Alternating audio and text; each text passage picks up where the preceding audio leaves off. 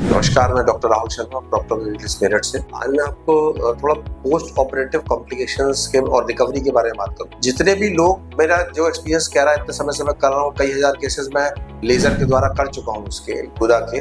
तो मैं देखता हूँ कि जितने भी लोग ऑपरेट होते हैं, जिनका लेजर के द्वारा सर्जरी करें, चाहे ओपन सर्जरी करें, चाहे स्टेपलर सर्जरी करें, उनमें रिकवरी रेट सबका अलग अलग रहता है। रिकवरी की परसेंटेज, रिकवरी का टाइम सबका अलग अलग रहता है। तो ऐसा क्या होता है कि सेम बीमारी, same grade of disease, same तरीके से ऑपरेट करी गई, उसके बावजूद भी मरीज अलग अलग टाइम पे रिकवर कर रहा है। कोई 10 दिन में ठीक हो गया, कोई 3 दिन में ठीक हो गया, किसी को 3 महीने लग गए ठीक। तो ऐसा क्यों हो रहा है?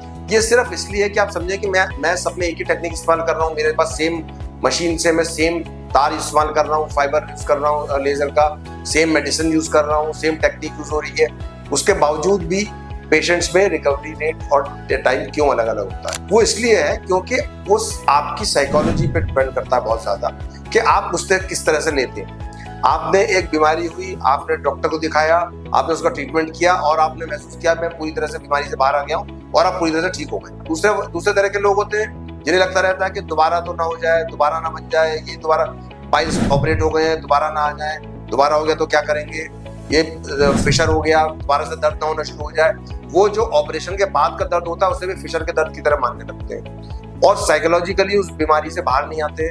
उसके वजह से क्या होता है कि वो बीमारी लंबे समय तक फिर आपको परेशान करती है। रिकरेंस ना होने के बावजूद भी आप रिकरेंस जैसा फील करने लगते हैं और उस थॉट से वो आप यकीन मानिए कि उस थॉट के द्वारा उस बीमारी को बनाने लगते हैं। वो बीमारी आपके अंदर बनने लगती है और वो आपको सिम्टम्स भी देने लगती है, क्योंकि बहुत समय से पहले आपको थी बीमारी।